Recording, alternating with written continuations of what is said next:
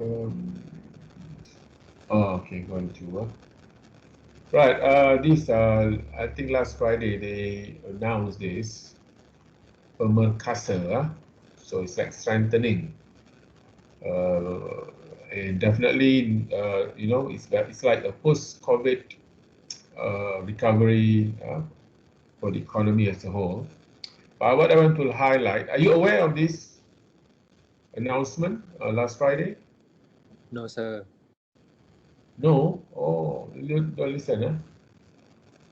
Right. I think partly, it's also, you may get it, you may, the allocation, it's also, I think, have that effect on the students. Anyway, what I'm saying is, I think during this time, the government is a bit, they have that flexibility because technically, and as a government, and for the management, not management, I mean for passing the law, because now we're still under the Emergency Act, isn't it? And so the government, they can issue. Um, okay. So, but what I want to highlight is, for instance, in the case of, okay, yeah, like this, so there was initiative 500 million. If you can look at this website, you know. Okay, so 500 million allocation for microcredit, okay, financing, right? So what I'm trying to highlight is on the how they to channel the budget. Okay, so if you take this as an example, the 500 million microcredit for definitely microcredit is for what type of business? GLC listed companies or SMEs? Class, are you with me? Yes, sir. Okay, for microcredit, what kind of business or business type that can receive? Probably For SME. FM. Yeah, generally for SMEs. So you can look at this example. It's basically you can Google this, Pemerkasa. What I'm saying is how this relevant to this class. So you can see that the money is being channeled to different government agencies, or in other words, relevant government agencies. Okay, so because they can manage directly. So in the case of microcredit, they need to mainly banks owned by the government, as well as those agencies that already have that experience to handle financing for the SMEs. So if you look at this, Simpanan Nasional BSN, Tekun Nasional, and then I think Tekun received these three, allocation, and then you also can see Mara. I think Mara is quite well known on their initiatives to help Bumiputra's businesses as well as SME Corps. You can see, of course, you can expect BSN and SME Corp for general Malaysians. And then with Mara more categorically specialized for the Bumiputra. So what I'm saying is how they channel the money. Okay. And then with all these agencies have been allocated, and they also have to deliver and to perform. And rightly, I think done that.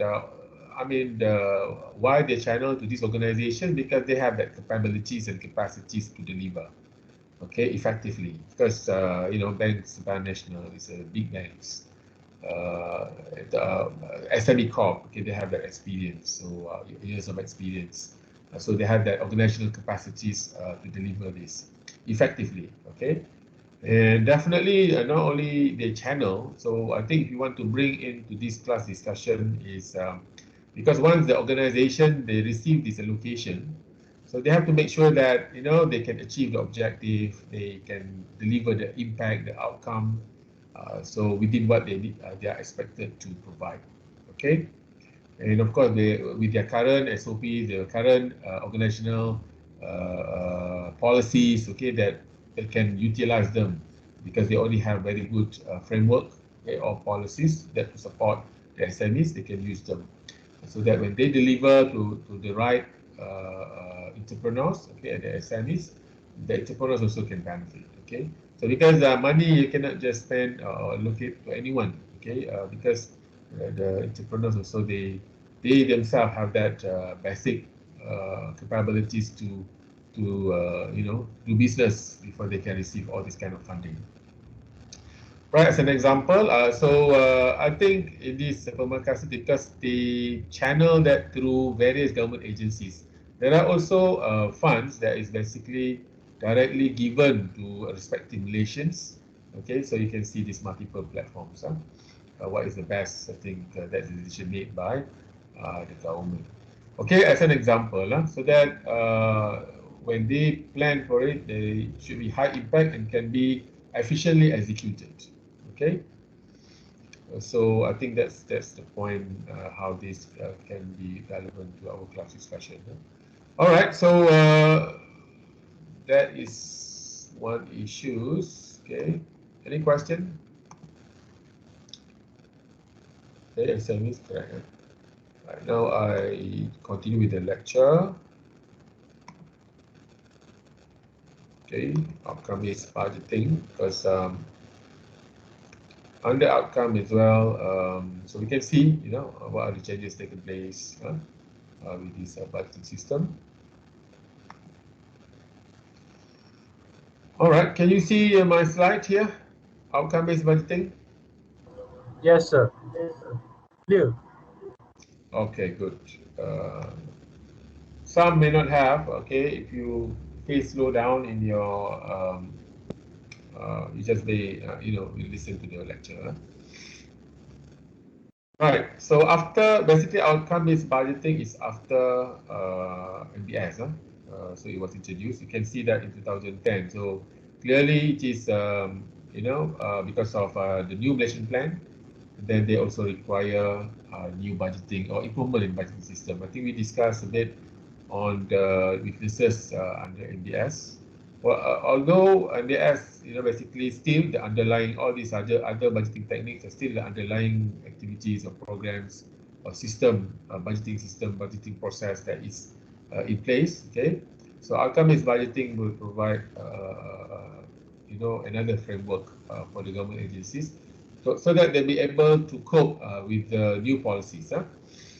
So if you look at this, right, the outcome-based budgeting. So I think the name itself translates something or relevant to what we have discussed so far. For instance, the word outcome. So the word outcome is not new. It was mentioned in MBS, Modified Budgeting System. Okay, so it's there already. It's just that at this time, they push it further, so that when government agencies they deliver or provide the allocation, provided with the allocations, so that will be their main concern to achieve impact.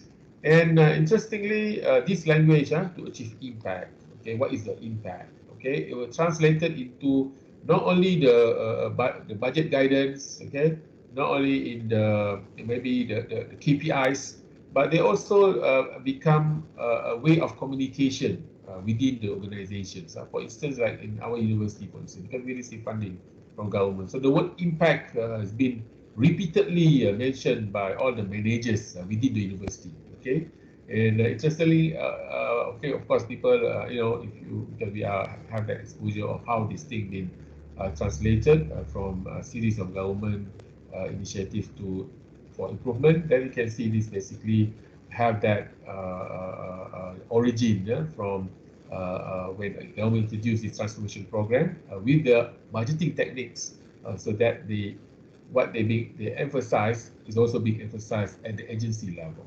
Okay, so initially, of course, in 2010 and 2011, they start with a framework. And then awareness. I mean, there's something new. You can always start with awareness before the implementation. And even at just like MBS in the beginning, there are always pilot ministries that will start to use OBB as the framework to prepare their budget. And then, of course, they have to meet all the requirements as expected by the budgeting techniques. Okay, and then do the rollout in 2012, 2013, and then 2014, 2015. So they even bring in the performance measurement system. Okay, and 2016 onward is full implementation. The objective to introduce outcome-based budgeting, a platform to realize national transformation policy. So this is basically 2010 election plan. Then delegating more autonomy to program controllers or resource management. Okay, so you can understand program controllers. If you translate this into a budgeting structure, it's basically controlling officers or the head of the program. Okay, so to be accountable, because at the end, when you ask this question, so you should be able to tell who is the person. Okay, so in the case of government agencies here, the ministries are definitely the controlling officers, okay, which is the chief secretary of the ministry. Right, improving the accountability of public sector at all levels via strengthened governance framework. Okay, so they call it national result framework. That's government as a whole. Definitely is between the cabinet and the parliament, as well as ministry result framework. Okay, so ministry generally they are accountable to the cabinet chaired by the prime minister. Okay, so so far so good. Still have big problem with that noise. Class? No, sir, it's okay now. All right. So far, so good, sir. Okay, now we move on. 6 transformation levels with this outcome-based budgeting. Okay, focus on outcomes, right? So, of course, I mean, it's easy to put it into a policy, but outcome is not something new. It's already there in MBS. So, what is the difference between MBS, outcome mentioned in MBS, and outcome mentioned in outcome-based budgeting? Okay, these are issues that definitely we need to understand or need further clarification. Vertical alignment of national priorities and ministry activities. Okay, we'll see that, how that being translated. Managing cross-cutting initiatives. I think that's also require a very high level of coordination between all agencies to make sure that they can support something that is more effectively and efficiently and try to reduce waste and redundancies. Okay, because redundancies, okay, same government agencies focusing to the same problem with the same target groups can create redundancies. And coordination of operating and development budgets. I think that's what OBB is one of the main difference between OBB and outcome-based modified budgeting is now the development and the operating budgets are being merged together. Okay. Accountability in the public sector and authority over resources. Okay, that's definitely that's require improvement. But we'll see later. Okay, how this thing been translated into the practice. Systematic monitoring and evaluation system. Okay, must be there. Okay, so the controlling officers, the person in charge, they have their KPIs, they have their resources, then they need to be accountable. So that and definitely continuous performance reporting is required. Okay, and right. So the concept, one of the concept behind outcome-based budgeting, they call it whole of government concept, whole government. So this is not new. I mean, whole government concept. Okay, and the idea of so that there's greater coordination and government as a whole can provide better services. So in that sense, they can use public sector money fund better. Okay, so I think for your theoretical discussion and understanding, you can read further the whole government concepts. Not only that, there's also partnership works with the governments as well as with other sectors, with the private sector as well as the third sectors, including NGOs and academics. Okay, so that they can more leverage in terms of providing the services to the country. But in terms of the design of outcome-based budgeting, still is a program-based approach budgeting. So I think you are now at this point very well understood what program budgeting is. So you can outcome-based budgeting is basically using program as a budgeting process.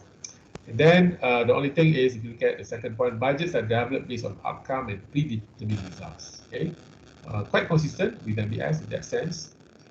And centering role and responsibility for MOF, okay, and then the planning unit, okay, and public service department, budget examination. Okay, this is quite interesting because generally the budget, okay, for operating is basically under MOF, okay, by budget review officer.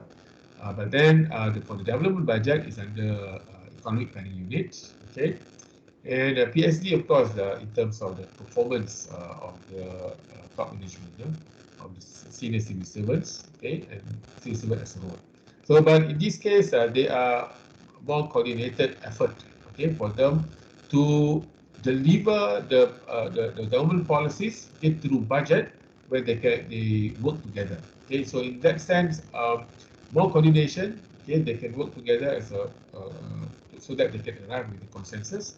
So in that sense, I think partly, definitely because of the information system, because of I think now greater coordination can be undertaken by what government have nowadays. Okay, alignment of ministerial program with the national result framework.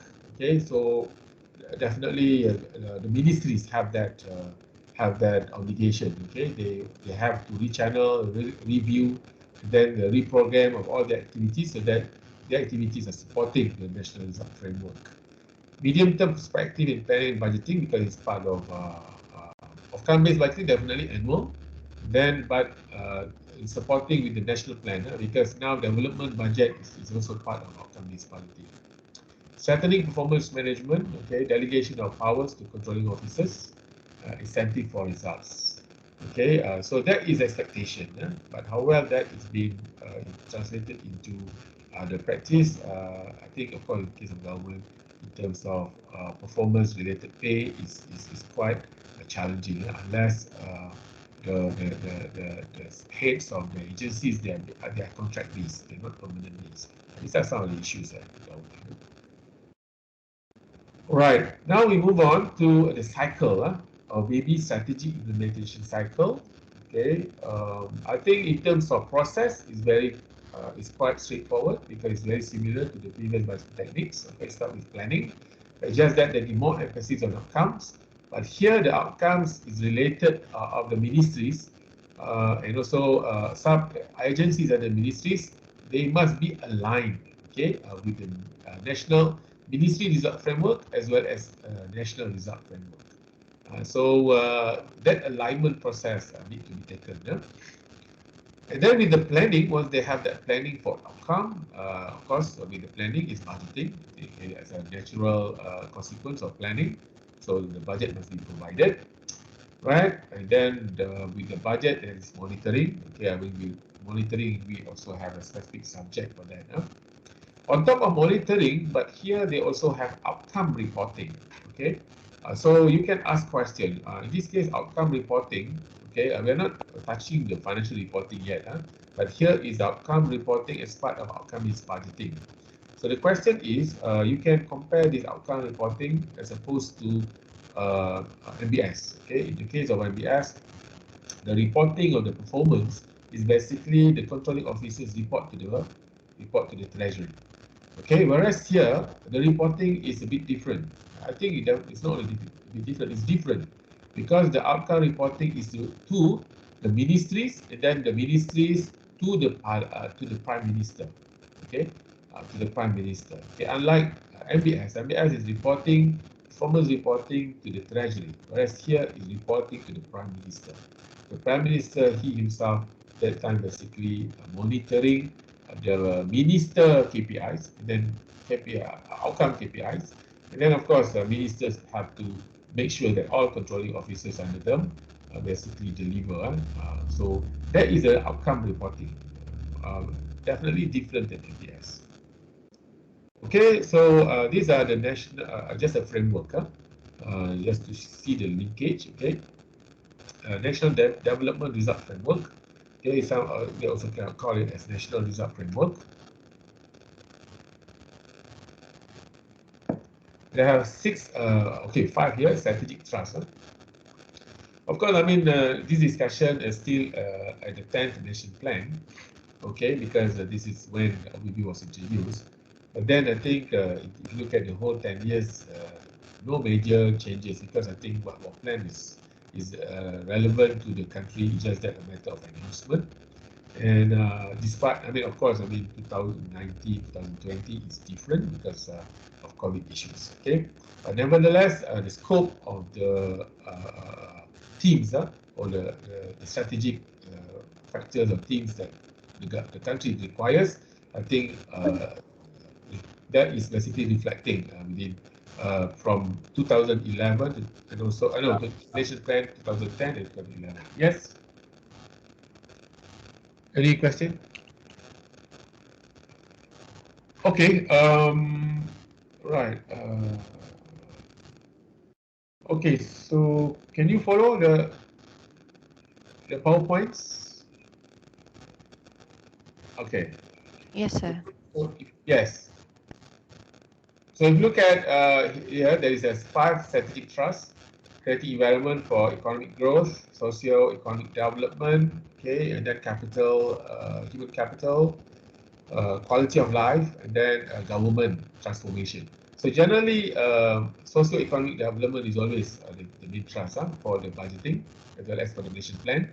So, and together with that, socio-economic development, we need strong government. Okay, so that's always on top of that. Nowadays, because of the requirement of environment, for instance, nowadays I think not only you need to address the social problem as well as environmental problems. That's why I think environmental problem can also become an integral activities or trust for government strategic planning purposes.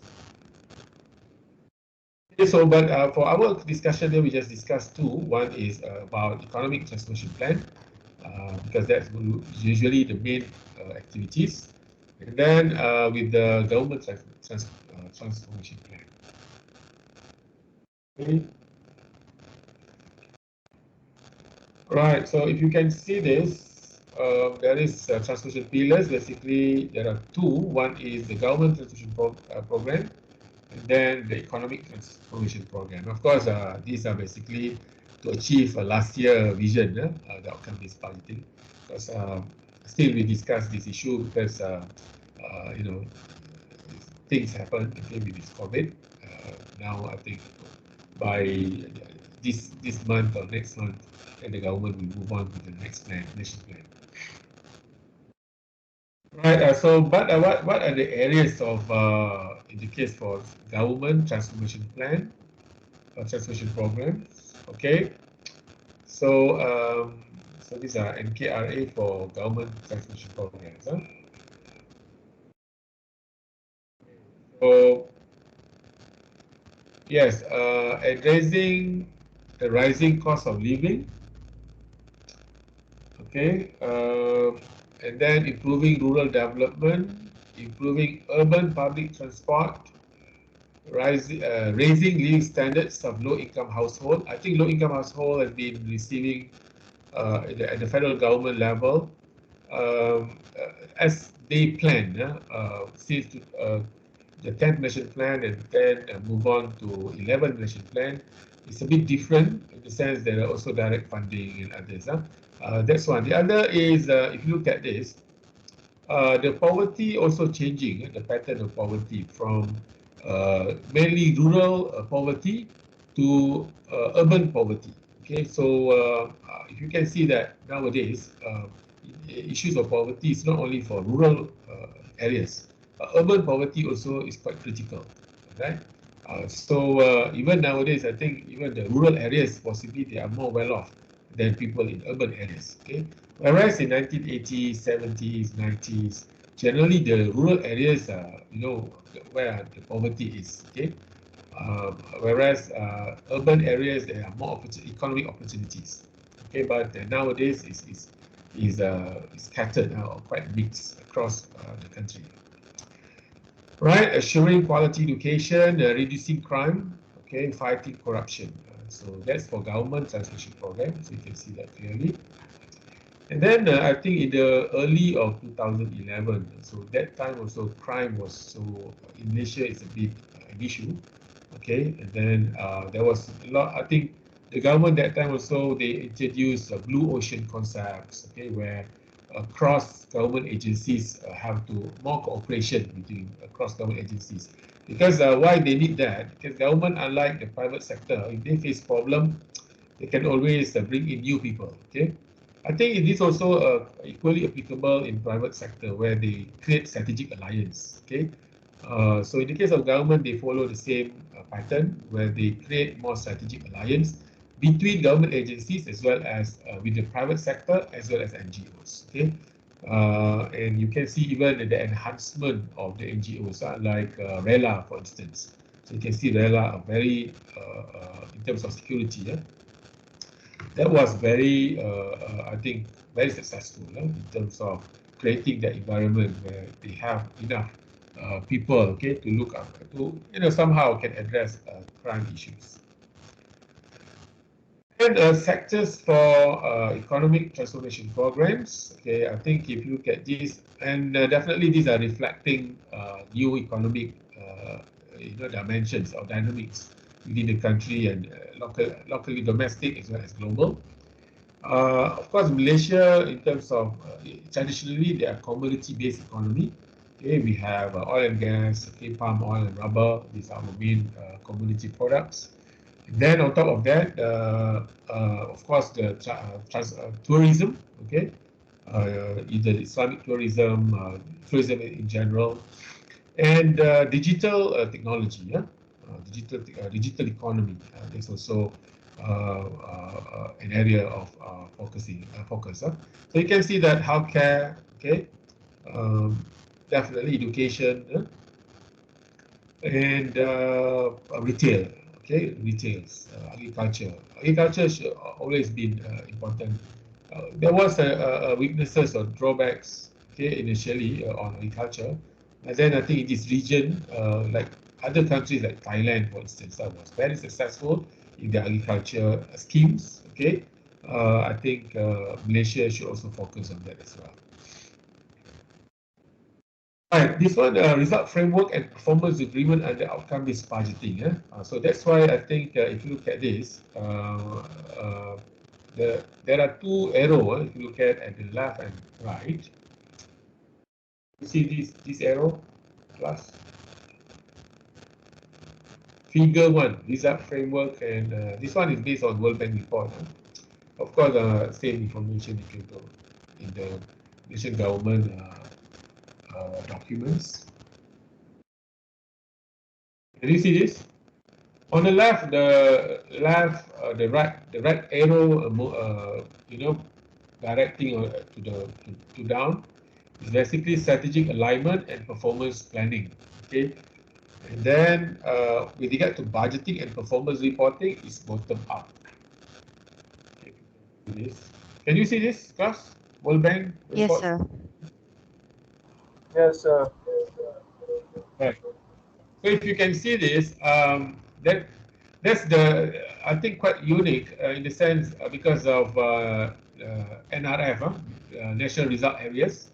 So it's a kind of top-down that the government provide a very broad framework and the sectors that they need to achieve, the outcome that they're supposed to achieve because of the new dynamics within the country, because of the economic dimensions, social dimensions, as well as the technology change. Okay.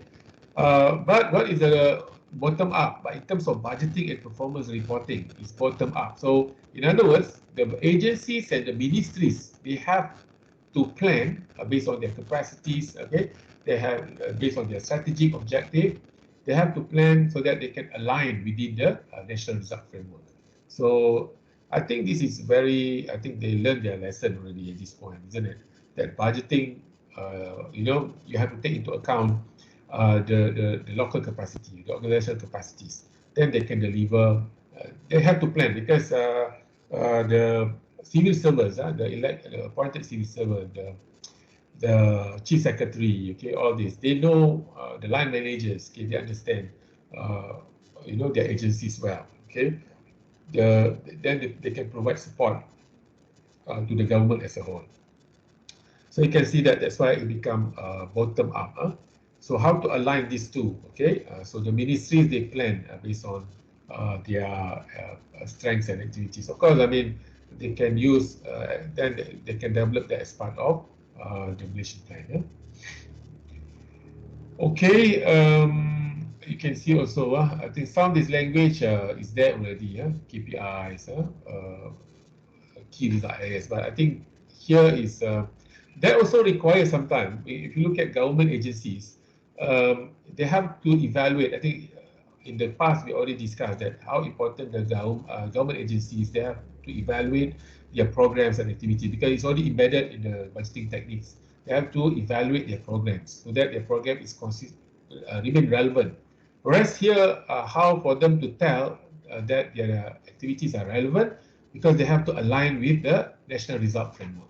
Okay, that's how they determine that their activities are relevant. Okay, but of course, I mean they have to do market study and all that as part of for them to achieve stakeholders engagement, for them to be able to deliver that. Like us, if you look at university level, doing that as well. Okay, so sometimes what we can do is for because we understand the market, we understand what is needed, for instance. So all those studies need to be taken at our level, the details, very minute detail. Because the government cannot dictate the whole government, cabinet level, at the ministry level. They can dictate to that level of details at the operational level because it's impossible. Because the knowledge is with the professionals. Okay, whereas they can provide a very broad framework so that these are the areas where we can provide support if the budget are due. Any questions? Because there's noise there.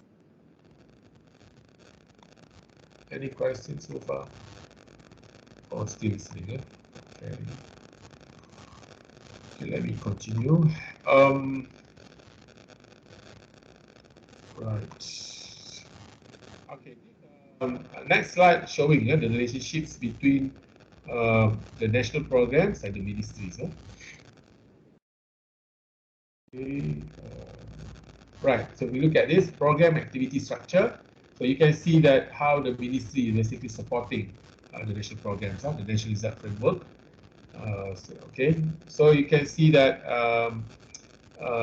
in other words, at the ministry level, they can still use the same structure that they have, okay, from the modified budgeting system.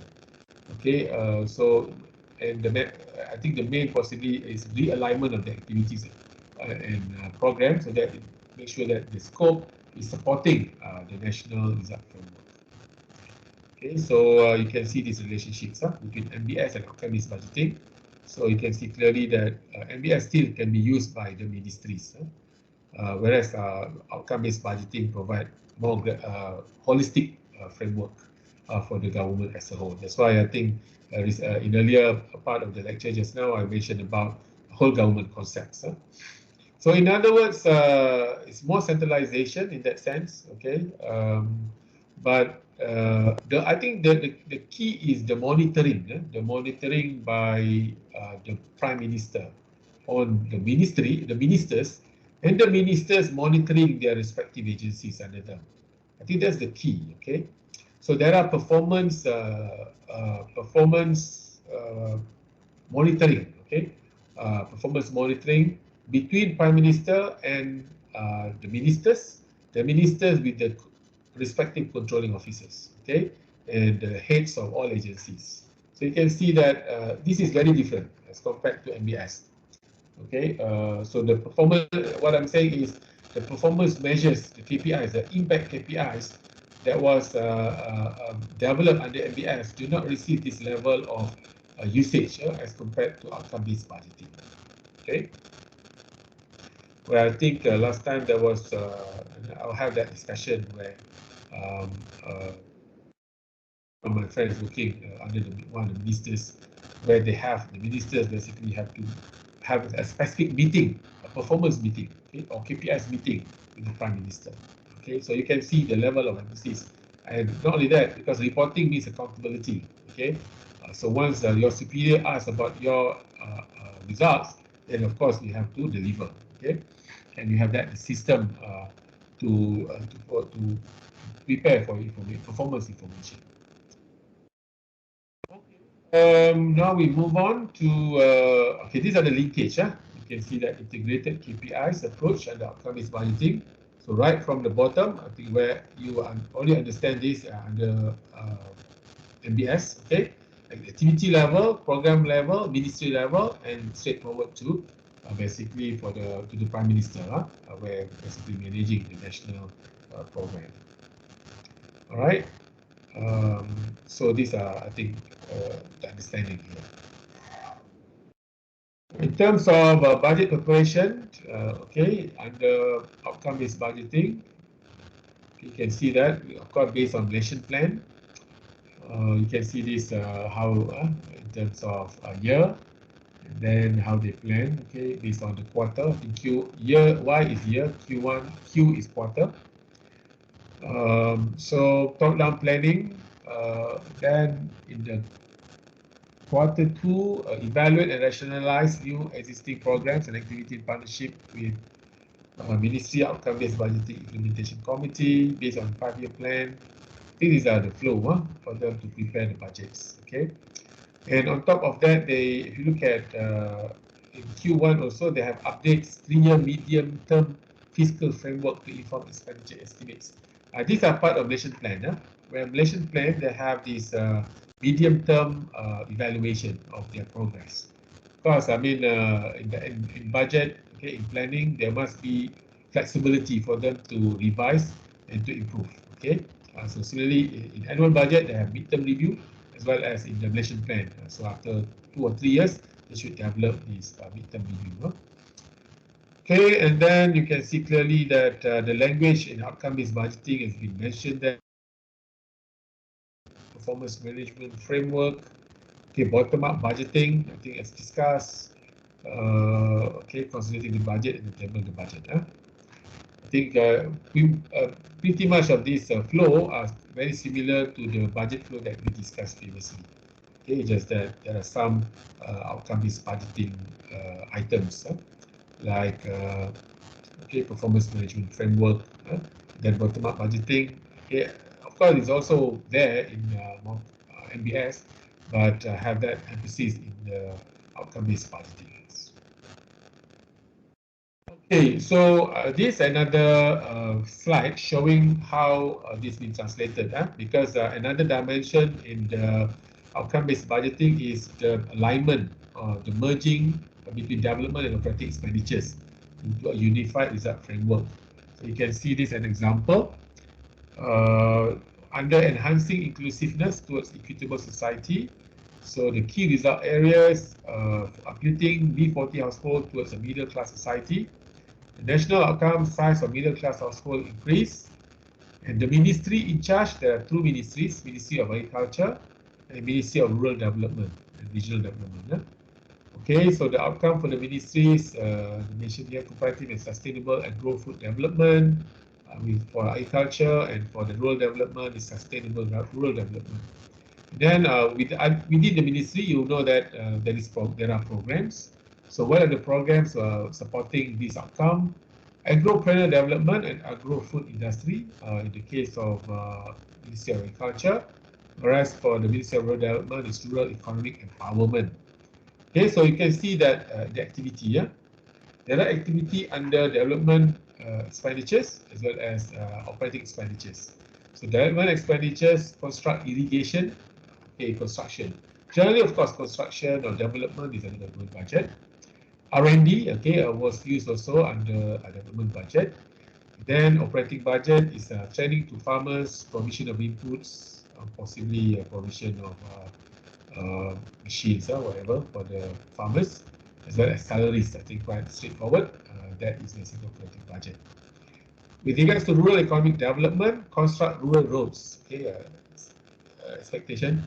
Providing skill trainings, but you see under the rural economic empowerment, providing skill training is under development budget. So obviously, when they mention this, the training is for the target groups. So in this case, it's rural development. So you can see that maybe the business community or members of the communities receive training.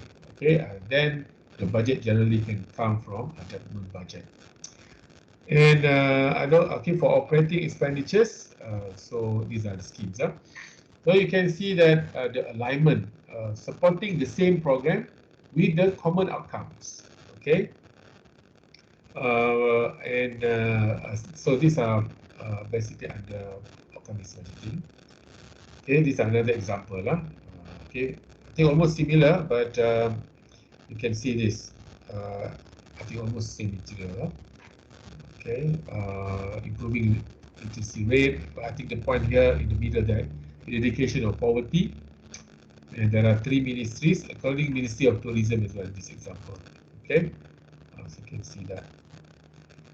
But here, of course, they don't show the alignment between development budget and operating budget, unlike the previous slides. Okay, together with the implementation of outcome-based budgeting, right? There are also information system or support systems. So with that, if you look at this, with OBB, the Accountant General will implement the following support system. Okay, they implement accrual accounting. Okay, so you can see that the demand for result-based accountability. So it's there. So with the introduction of accrual accounting, I think accrual accounting you can read in the case of the government why they adopt accrual accounting. So so in this case, outcome-based budgeting also become a trigger point for them to introduce accrual accounting. Anyway, but accrual accounting for our class definitely as a separate subject itself. We can discuss further. Okay, on top of that, they also introduce activity-based costing. Okay, so they require more sophisticated costing system. Of course, activity-based costing is the level of sophistication varies. So that's why I think it can be subject to further discussion and interpretation. Okay, for information, I think one of my master students basically she did research on activity-based costing at AG. Okay, because before this been promoted to all government agencies, it's been implemented at the AG for a start. But I think theoretically, definitely, activity-based costing can be very useful if it is used properly. But the challenge would be, I think, it is, but it's a topic by itself. And together also they introduce IT system, government financial and managerial accounting system. Okay, with this outcome-based budgeting. But GFMS is also not new. Under MBS, so the system is there. Definitely, maybe the refinement, renew. Then nowadays, because of online and others, where online system much more sophisticated, then it can provide more improvements in terms of management support system to implement these budgeting techniques. Okay, notable progress of outcome-based budgeting. This one is based on the report by IMF. I think it is a recognition by the outsiders. Definitely, you can see this high level of awareness of outcome-based budgeting across ministries and within the parliament. So it's a recognition that the parliament itself also aware of the development in the budgeting systems. This outcome-based budgeting, the emphasis on the impact and outcome. Ministries, National Audit Department, and Public Accounts Committee have good general understanding of outcome-based budgeting. So these are key areas. Okay, let's say National Audit Department. Okay, because at the end they have to conduct audit. But audit, of course, they have their own standards. Okay, but if they can bring in all these impact and outcomes into their, definitely it is part of their scopes. But definitely, it is their audit scope to make sure that government spending achieving value for money. Okay, enhancing of outcome-based management with outcome KPIs are identified across ministries. A centralized performance measurement system, they even with outcome-based budgeting, they introduce my result in place and is compatible with outcome-based budgeting. All ministries submit their annual budget and KPI in my result as OBB are integrated into budget circular by MY. So you can see that this my result, a performance measurement system, is not between total office and the treasury, but government as a whole, where definitely, as I mentioned just now, that the Prime Minister itself will monitor the outcome performance measures of all ministers. Okay, so that is the expectation and the practice, and then that will definitely give emphasis on the value, or give more the reliability and validity of the performance information systems.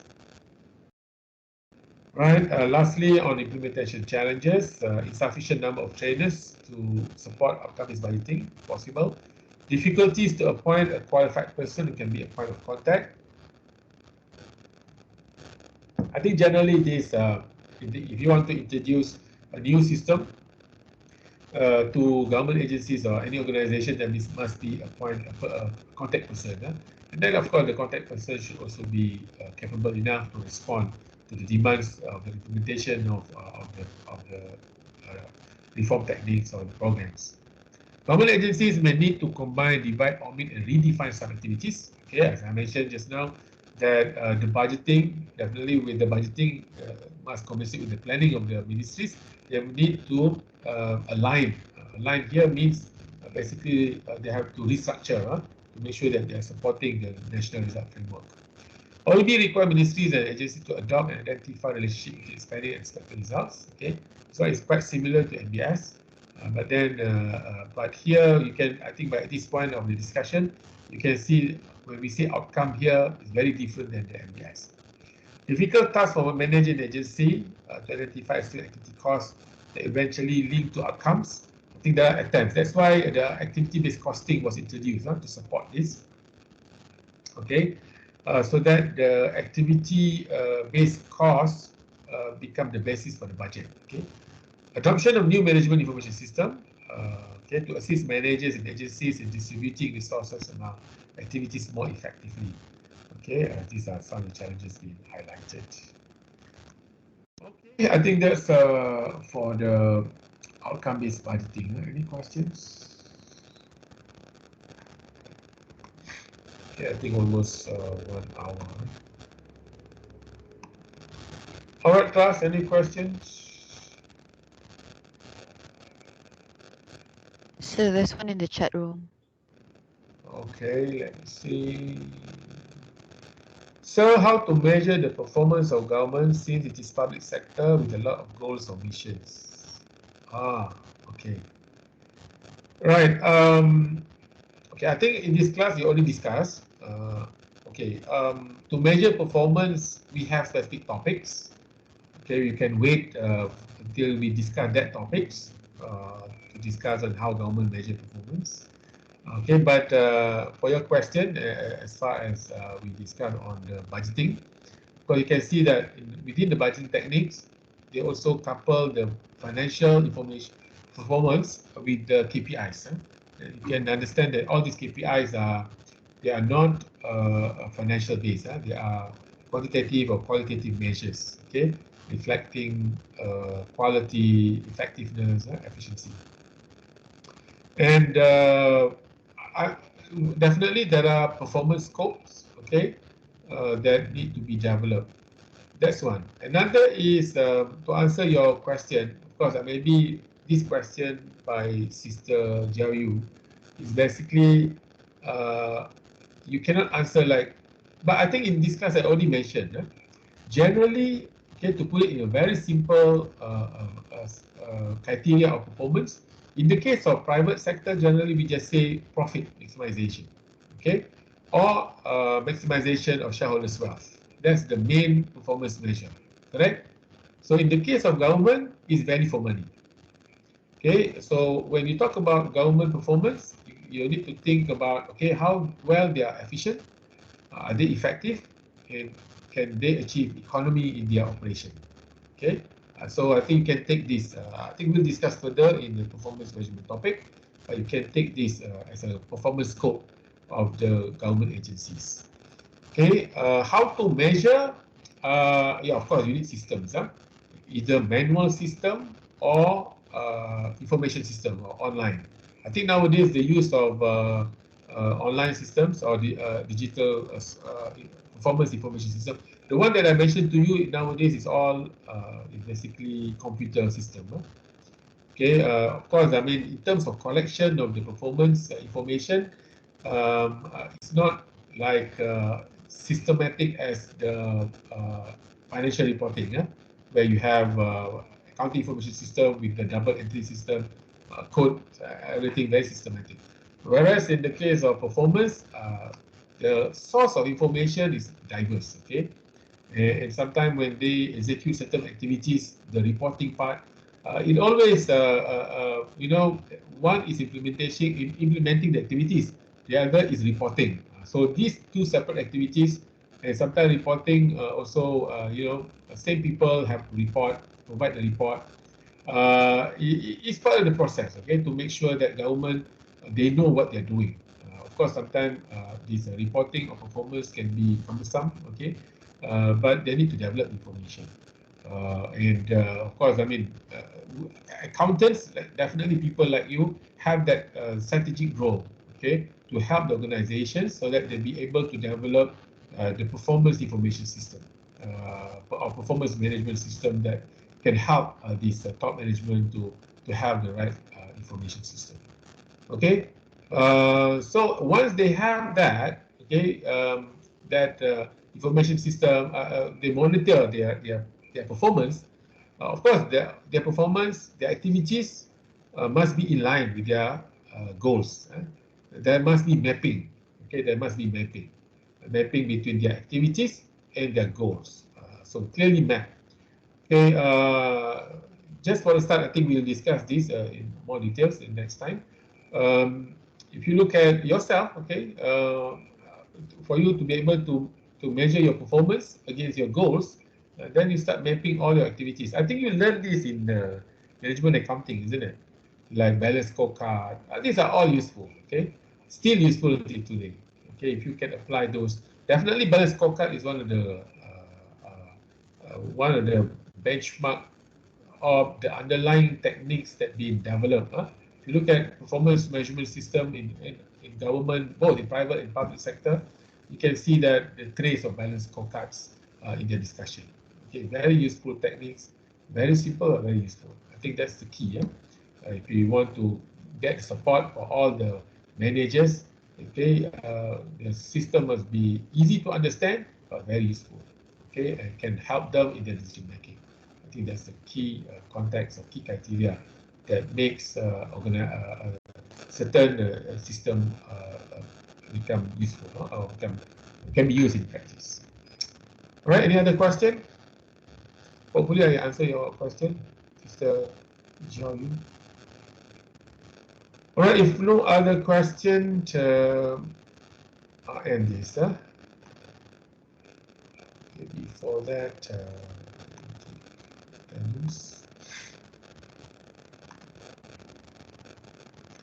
right. Oh, many students did not turn up. More than 10. What happened? Okay. Oh. Right. Okay. So, if no other question, let me end this session with wabillahi taufiq wal hidayah. Assalamualaikum warahmatullahi wabarakatuh.